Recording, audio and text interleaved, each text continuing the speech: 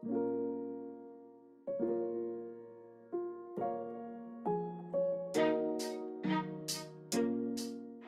this will be the first lecture over chapter 21. So this chapter covers what are known as derivatives of carboxylic acids. And so that are simply functional classes that when you react them with water, they give a carboxylic acid as the product. And so we'll look at 5 different functional groups that are derivatives of carboxylic acid. So they're listed here in order of decreasing reactivity. So acid chlorides are the most reactive. And then anhydrides, esters, amides, and nitriles are the least reactive. Okay, so this just shows basically how to think about the product if they react with water. So you take a lone pair, make a bond with this carbon, and then you're going to have HCl as the side product. So you would make a carboxylic acid and HCl. Or if you react it with an anhydride, then water attacks one of the carbon-oxygen double bonds. And then you'll lose the carboxylic acid as a side product. So in this case, you'll make 2 carboxylic acids. Or if it's an ester, then again, water is going to react at the carbonyl, and you're going to lose the OR group plus a hydrogen from water, so you would lose an alcohol as a side product.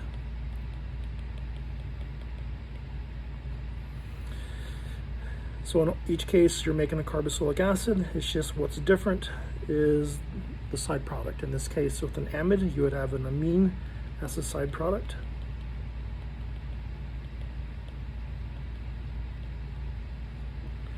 And then with nitrile, we looked at that in the previous chapter. If you take a nitrile with water, acid, heat, then that carbon is converted to a carboxylic acid and the nitrogen comes off as ammonia.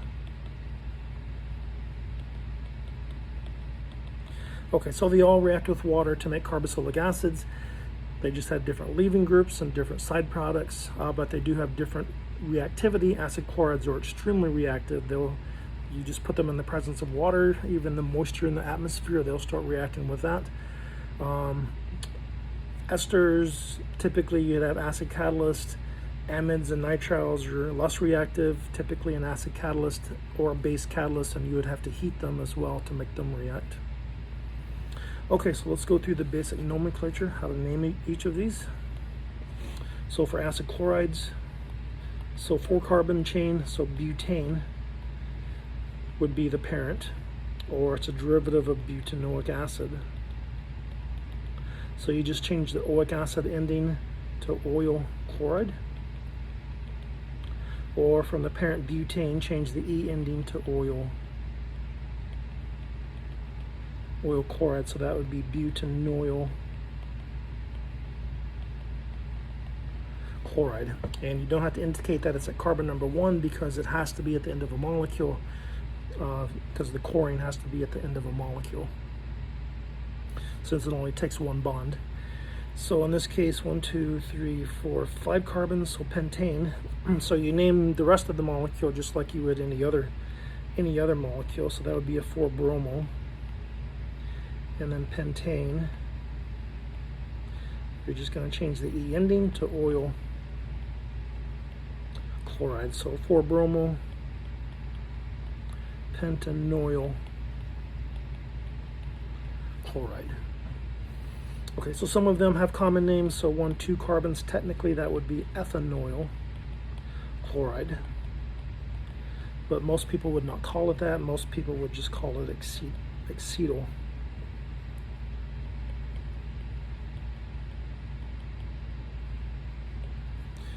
Acetyl chloride. So if you remember that 2-carbon chain, right, technically that's ethanoic acid, but most people would just call it acetic acid. Okay, so for anhydrides, so 1, 2, 3, 4 carbons, 1, 2, 3 carbons, so they're named again as derivatives of carboxylic acid. So 4 carbons would be butanoic, 3 carbons would be propanoic if it was carboxylic acids. And so it's butanoic, propanoic, and then just stick anhydride at the end. And of course you alphabetize. So in this case, 1, 2, 3, 4, 5, 6. So that would be coming from hexanoic acid. And this would be coming from, if that was a carboxylic acid, that would be benzoic acid. So that would be benzoic, hexanoic anhydride. Or again, if it's just 2 carbons, so technically that would be ethanoic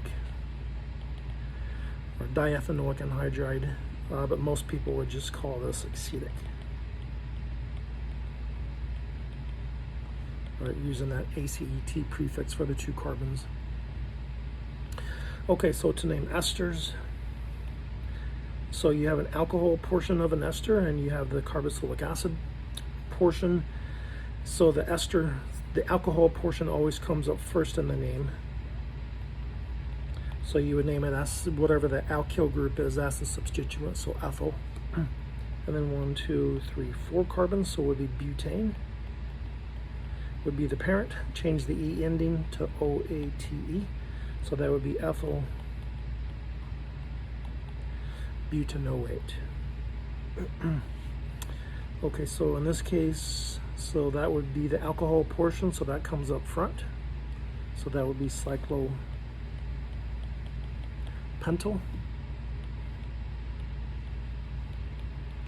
And then 6 carbons, so hexane. Change the E to OATE. So that would be cyclopentyl hexanoate. Okay, so this one's just a little bit more complex. So 1, 2, 3. So that would be a 2-methyl propyl, or it's also an isobutyl, right? So that's the alcohol portion. So isobutyl. And then the parent, so pentane. And change that A to E to take care of the carbon-carbon double bond, and the E ending to OATE. So that would be isobutyl, so it'd be 2-bromo pent dash 2N, so the double bond starts at carbon number 2, and then OATE. And then of course this has stereochemistry, so we would need to take care of the double bond. If we split that in half, that's priority 1 and that's 2. That's 1 and that's 2, so the ones are on the same, so that would be Z or cis. So isobutyl and then Z 2-bromo pent 2NO8 would be the name. Okay, so amides are named similar to esters, so whatever is attached to the nitrogen comes up front of the name, and then they're named similar to amines, so whatever's attached to nitrogen have a N prefix, so that would be N-propyl. All right, so it's 1, 2, 3 carbon chain, and then the parent is this portion. So parent would be pentane, and then change the E ending to amide.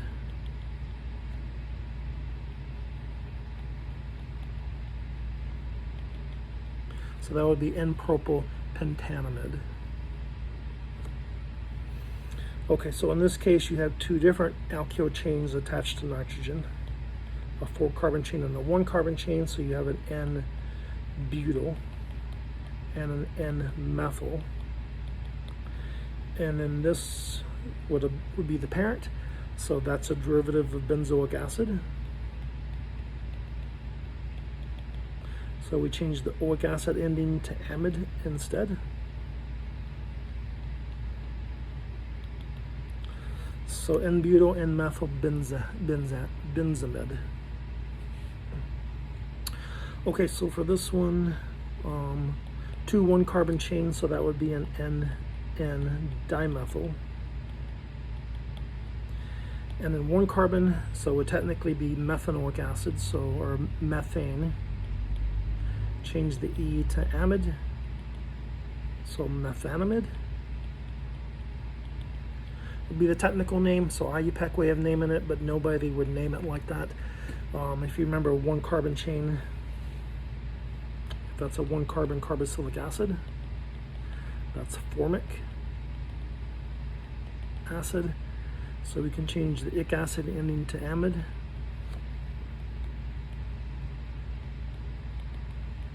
so formamide instead. Or most people would just call this DMF. If you remember, that's a solvent that we've talked about before. It's a polar aprotic solvent. It's good for like SN2 reactions. So this is a common solvent in organic chemistry as well.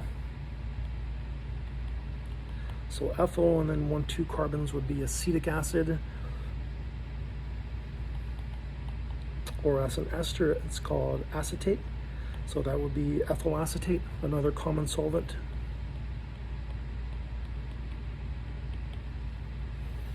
Or the technical name, since it's ethane and an ester, change the E ending to OATE, so ethanoate, but more commonly just called ethyl acetate. Okay, and then finally for the derivatives, how to name nitriles. So 6 carbons would be hexane. To name it as a nitrile is easy. Just stick nitrile at the end. So hexane nitrile. Or in this example, so if the nitrile does not have priority, if it's a substituent, then it's called cyano. So this would be orthocyano or 2-cyano.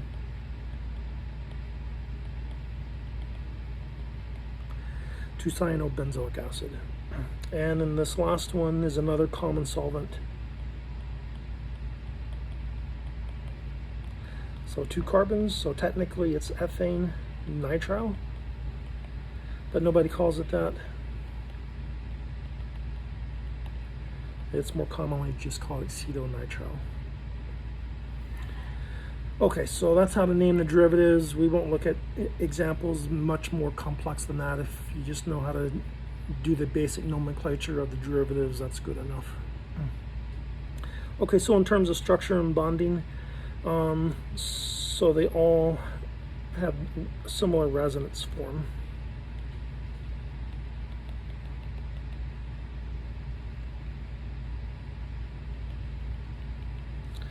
Right, so they all have that resonance form.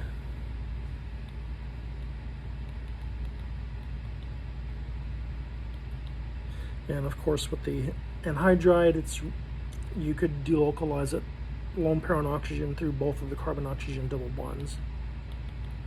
So it's just that some of these resonance forms are better than others.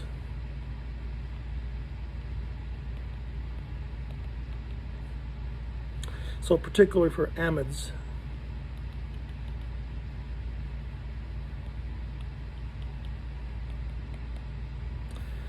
this is a very significant resonance contributor. Right, to the extent that an NMR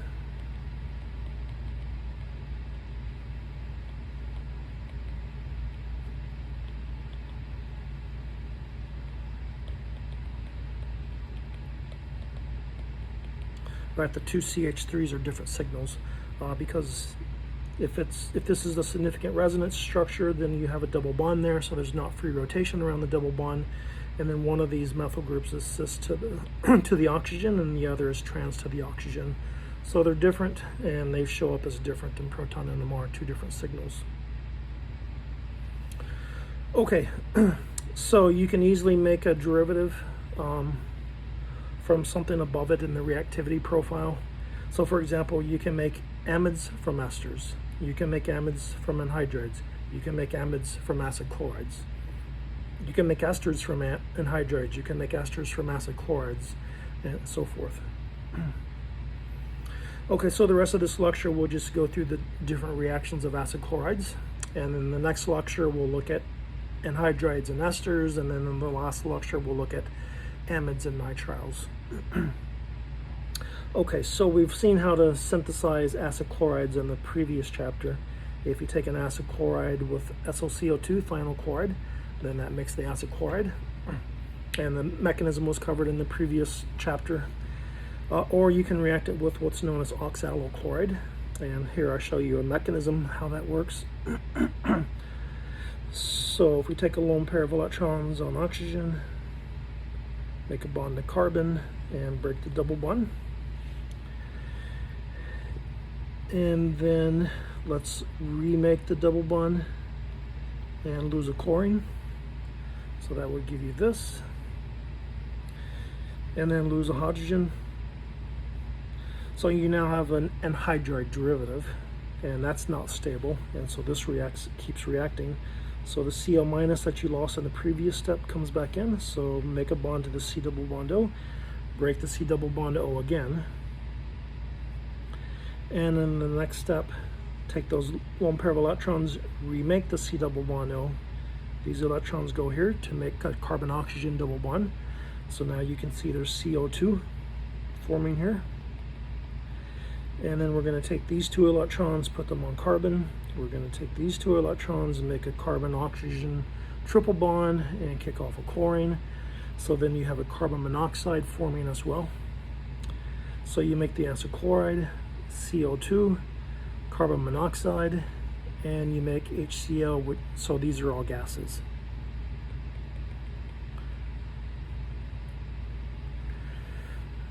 Right, so carboxylic acid plus oxyl chloride. So two things go to make four things. You make the acid chloride plus these three side products, and three of those are gases.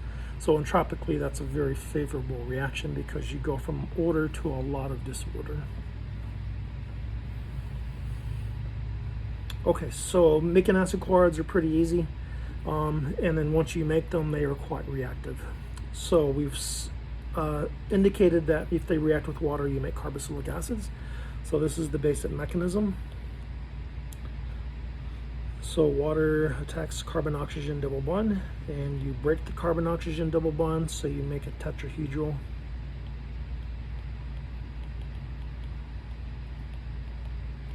So it's not a straight substitution like SN2, and it's not where the nucleophile would come in and directly kick the chlorine off. And it's not an SN1 where the chlorine just leaves by itself.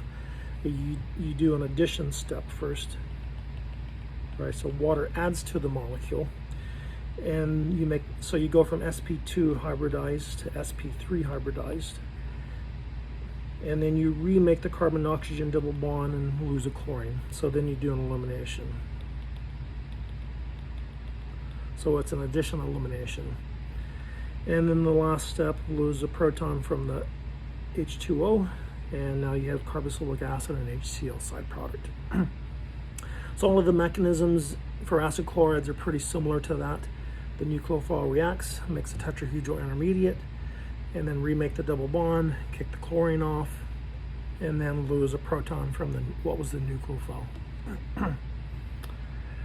Okay, so if we just change the nucleophile, so if it's a carboxylic acid instead, so same basic mechanism, attack the carbon-oxygen double bond, break the double bond, gives you the tetrahedral intermediate, and then remake the double bond, kick the chlorine off, and then the Cl comes in and takes a hydrogen off, and you make HCl, and in this case, if you react an acid chloride with a carboxylic acid, then you make an anhydride.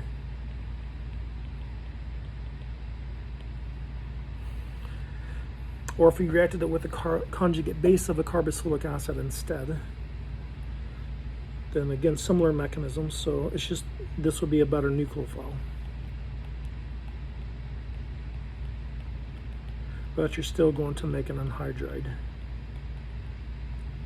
Right, so oxygen attacks, break the double bond, make the tetrahedral intermediate, remake the double bond, and kick the chlorine off, and now you have the anhydride, and then sodium chloride would be your side product. Right, so basically in all of these reactions with acid chloride, just whatever the nucleophile is, you just take the nucleophile, attach it there, and kick the chlorine off, and that's your product.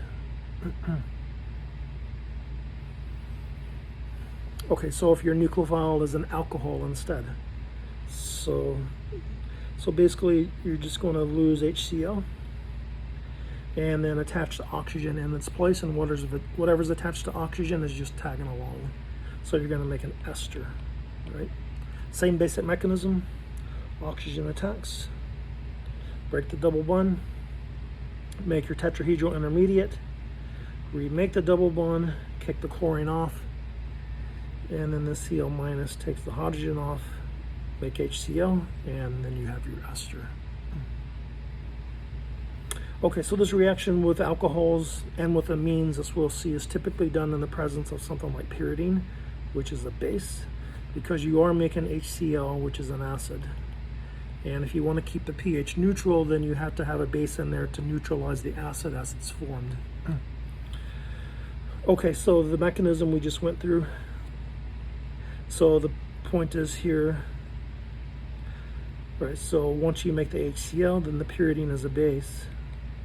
And so it's going to react with the HCl.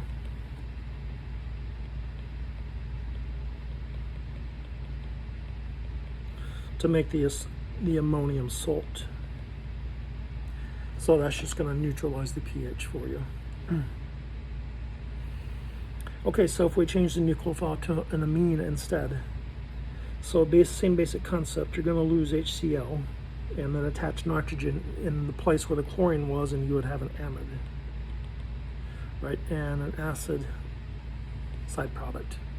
So if we go through the mechanism, same mechanism, take the lone pair on the nucleophile, make a bond to carbon, break the double bond, make your tetrahedral intermediate, right, remake the double bond, and kick the chlorine off, and then Cl takes off hydrogen from nitrogen to make an amide. And then, so you would do this in the presence of something like pyridine to neutralize the acid. Acid comes off.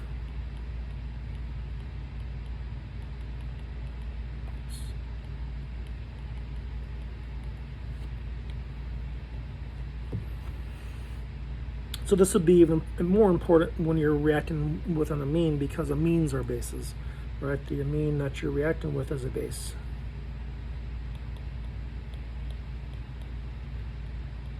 So if you didn't have an additional base present like pyridine, then the amine could react with the HCl, and it would be protonated, and then it would no longer be nucleophilic. So you need a base in there to scavenge the HCl so that the amine that you're trying to use as a nucleophile doesn't react as a base instead, because that would consume half of it. Okay, so it's also common to use triethylamine as a base. So this would be an example. So if you did this reaction, right, so again, just thinking about how you make the product, you're going to make HCl. And then you would stick nitrogen in its place, and whatever's attached to nitrogen would just be along for the ride, so you would make that amide. And then the HCl that you formed would react with triethylamine.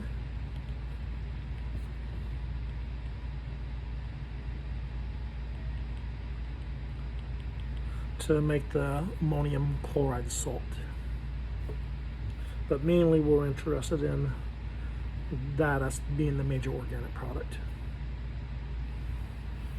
Okay, so another reason why these particular amines are used, pyridine or triethylamine. Triethylamine is a tertiary amine, and that's an ideal amine to use because it's you don't have to worry about its nucleophilic properties.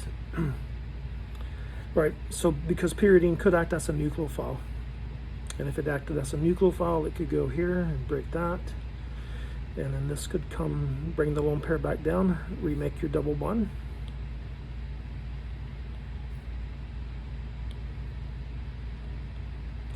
Kick the chlorine off, so it is possible that pyridine can substitute for the chlorine, but if it does that, then you have a nitrogen that's got a positive charge, and there's no way to neutralize that. So this is just going to be a leaving group. So then the amine could come in, right, break that bond, and then remake your double bond and kick off the pyridine. What did I do? No, it's not what I did in that stage. We lost the hydrogen instead.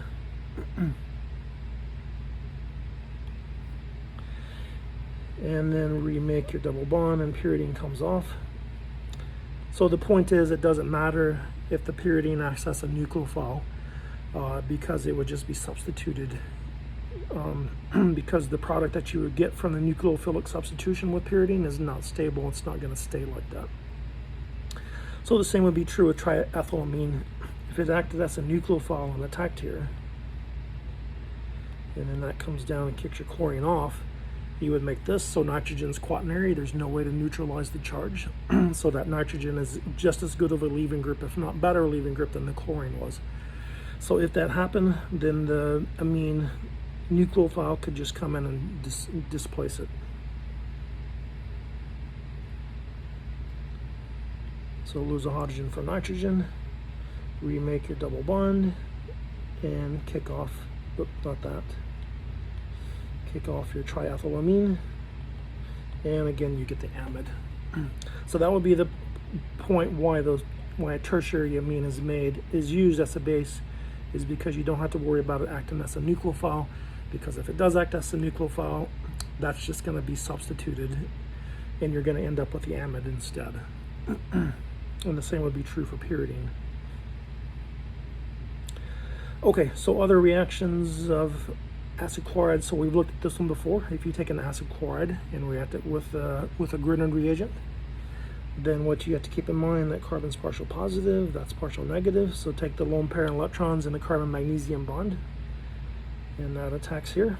Break the double bond, make a tetrahedral intermediate, remake the double bond and kick the chlorine off.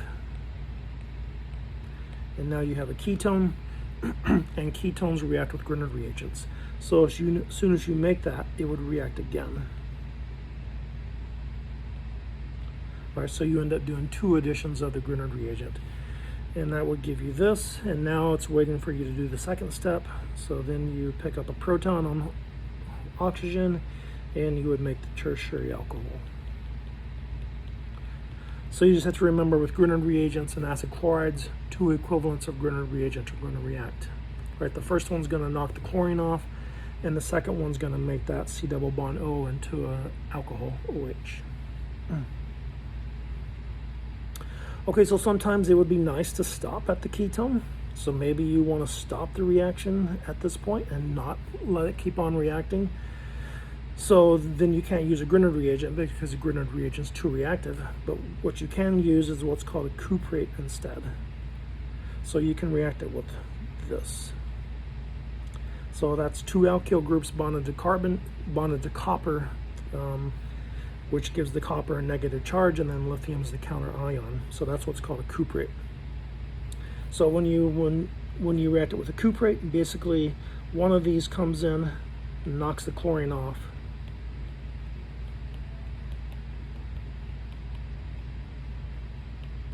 And you make a ketone, and it stops there. So if you notice, there's two of those alkyl groups on copper. One of them gets wasted, and one of them gets converted into the ketone. Okay, so if we did this reaction, so again, one of these cyclopentyl groups is going to be wasted, and one of them is going to come in and kick off the chlorine.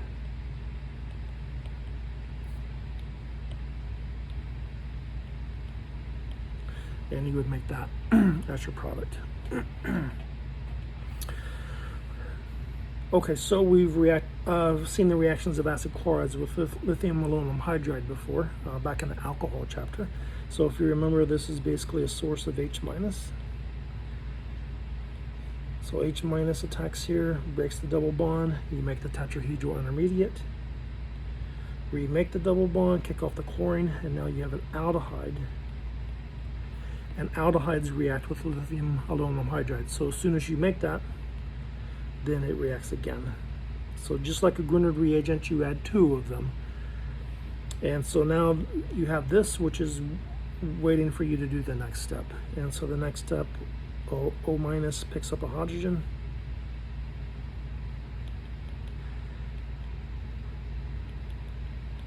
And so the acid chloride would reduce all the way down to a primary alcohol. So it's just analogous to a Grignard reagent, right? A Grignard reaction, you have to do that reaction 2 times. So one hydrogen comes in, knocks the chlorine off. The other hydrogen comes in and makes the C double bond O into an OH, right? And then you end up adding 2 hydrogens to that carbon. Okay, so maybe it would be nice to stop at the aldehyde. because we looked at lots of reactions that aldehydes undergo, right? They're very synthetically useful.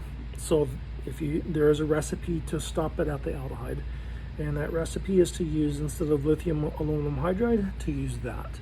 So that looks like a pretty complex reagent. If you expand all of that out, it's rather than this, right, which is lithium, so that's negative and Li positive. So that's LiAlH4. It's just that 4 of these hydrogens are replaced with these tert butoxide groups instead.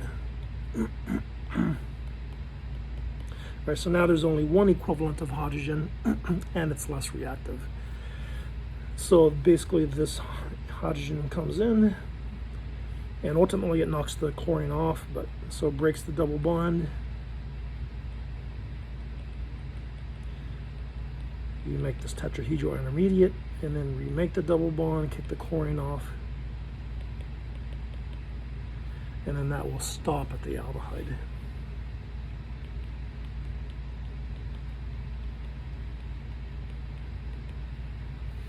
Okay, so that'll be the only time that you see this reagent in organic chemistry 1 or 2. You see that reagent, you know you're reducing an acid chloride to an anhydride. Okay, and then lastly in this chapter, so reactions of acid chlorides. If you remember, we've seen one reaction already. If you take an acid chloride and benzene and AlCl3, and that'll do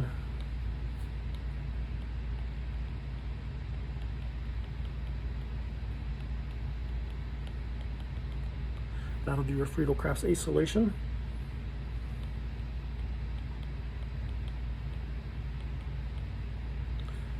Right, to make that ketone. Okay, so that's your reactions to acid chlorides. So acid chlorides undergo lots of reactions because they're so reactive, so lots of different reactions of acid chlorides for you to know.